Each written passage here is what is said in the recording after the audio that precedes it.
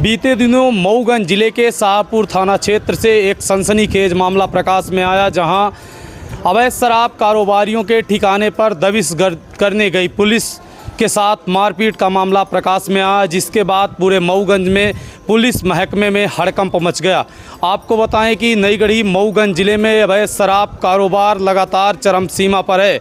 इसके कई मामले सामने आ चुके हैं, लेकिन उस पर कोई कड़ी कार्रवाई न होना पुलिस के लिए ही मुसीबत बन गया। शाहपुर थाना क्षेत्र के बराव गांव में कार्रवाई करने के लिए जाती है और उसके साथ मारपीट होती है, ऐसा पुलिस का कहना है। पूरे मामले पर यह भी बताया जा रहा है कि विभिन्न धाराओं में कई आरोपियों के खिलाफ मामला पंजीबद्ध कर लिया गया है और 3 लोगों को गिरफ्तार भी कर लिया गया है, लेकिन जिनके ऊपर पूरे समाज की सुरक्षा की जवाबदारी है, जब वही सुरक्षित नहीं है तो समाज कैसे सुरक्षित होगा, ये एक बहुत बड़ा सवाल है।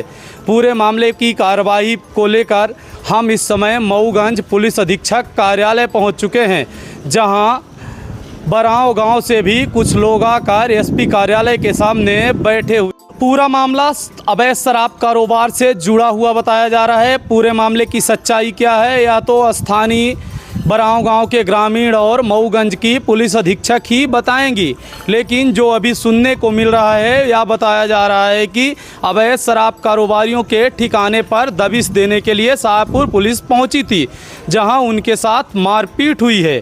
पूरे मामले पर बराव गांव के कुछ लोग यहां पर पुलिस अधीक्षक कार्यालय आ पहुंचे हैं। हम उन्हीं से पूरे मामले पर जानकारी लेते हैं और बात करते हैं कि क्या है पूरा मामला, क्यों एसपी ऑफिस आप लोग आए हुए हैं।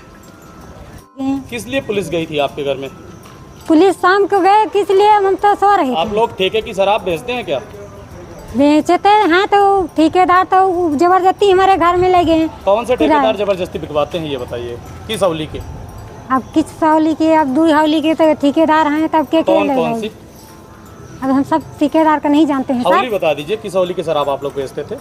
जगह के नाम बता दीजिए। पहाड़ी के।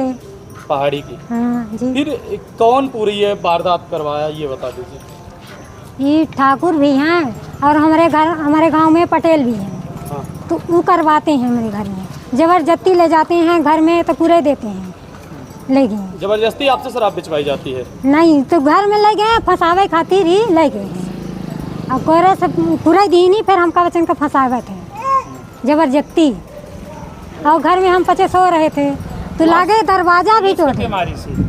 पुलिस का आधी रात के गए तो का पता के मारिन। हाँ। अब डंडा से मारिन तो के लग गया।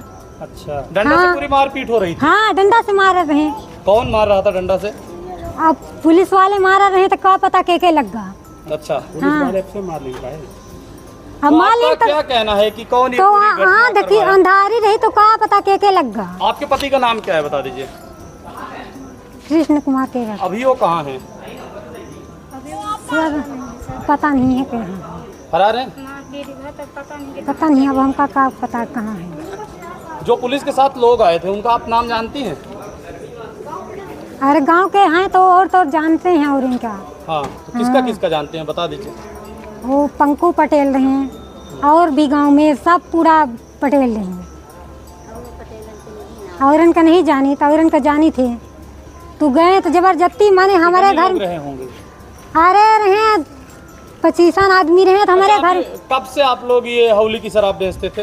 पिछले कितने दिनों से? अरे अब ये मान ले 1 महीना हो। एक पुलिस के मुताबिक उन्होंने अवैध शराब कारोबारियों के ठिकाने पर दबिश मारी थी, क्या सही है? शराब बनती है आप लोगों के? नहीं, हवली से लेके बेचत रहे हैं। के बेचत है, नाम बताइए। लल्लू के बाटे। अच्छा, तो हवली के शराब में दबिश भई रही? हाँ, हवली की शराब से ही माने ठेकेदार से वहाँ से माने हमारे घरे ऐसा काम भा साहब। कौने ठेकेदार किए? अभी हम नहीं नाव जानीता है। हवली के शराब बेचते हैं, कुछ बताओ। जी। पहाड़ी मामले पर बराव गांव की महिलाएं जो पुलिस अधीक्षक कार्यालय पहुंची हुई हैं, हमने इनसे बात की।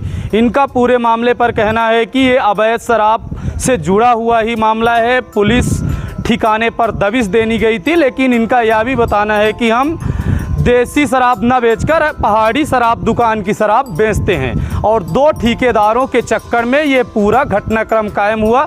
ये एसपी कार्यालय पहुंची महिलाओं का कहना है। फिलहाल पूरे मामले की क्या सच्चाई है ये तो आने वाले वक्त में ही तय हो पाएगा।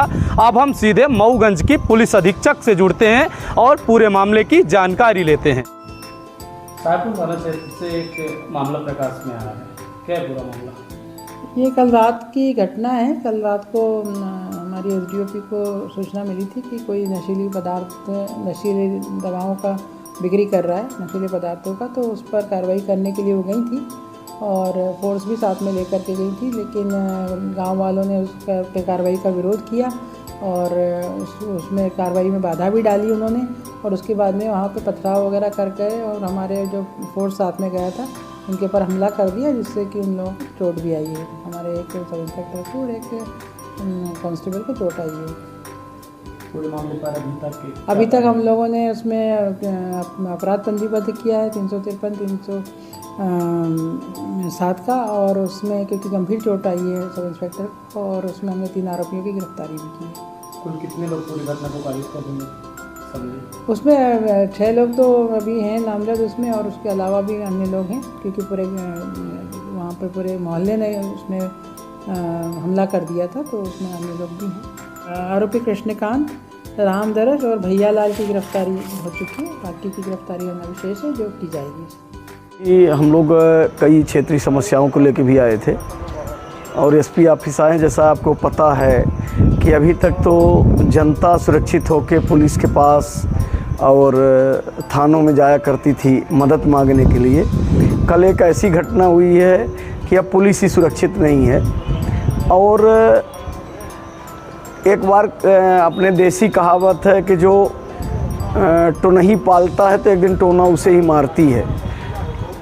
तो जिस तरह से कुछ भ्रष्ट लोगों ने अपराधियों माफियाओं को संरक्षण दिया था, उसका दुष्परिणाम सामने है। और अभी आप सब ने देखा कि माफिया के हौसले कितने बुलंद हैं कि पुलिस के ही कर्मचारियों पर, पुलिस के सिपाही या सब इंस्पेक्टर पर जानलेवा हमला हुआ है। इस संबंध में एक बड़ी कार्यवाही माफिया पे करनी चाहिए एसपी मैडम को और यहाँ के जो रीवा जोन के आईजी हैं कि नाश्ता नाबूद कर देना चाहिए जितने माफिया हैं और इनके माफिया के ठिकानों को। ये कहने को तो छोटा ज़िला है, लेकिन अपराध का जो ग्राफ है ये बहुत बड़ा है। संसाधन नहीं है, बल नहीं है। रामपुर भी चौकी खुल गई और चौकियाँ हैं, न गाड़ी है न घोड़ा है।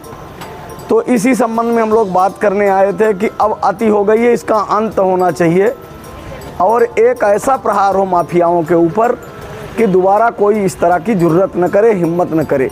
और जो दूसरा पक्ष भी है जिनको आरोपी बनाया गया है, उनकी पीड़ित महिलाएं आई थी, उनका कहना है कि जो शराब के ठेकेदार हैं, मेरे द्वारा उन्होंने कहा कि कोई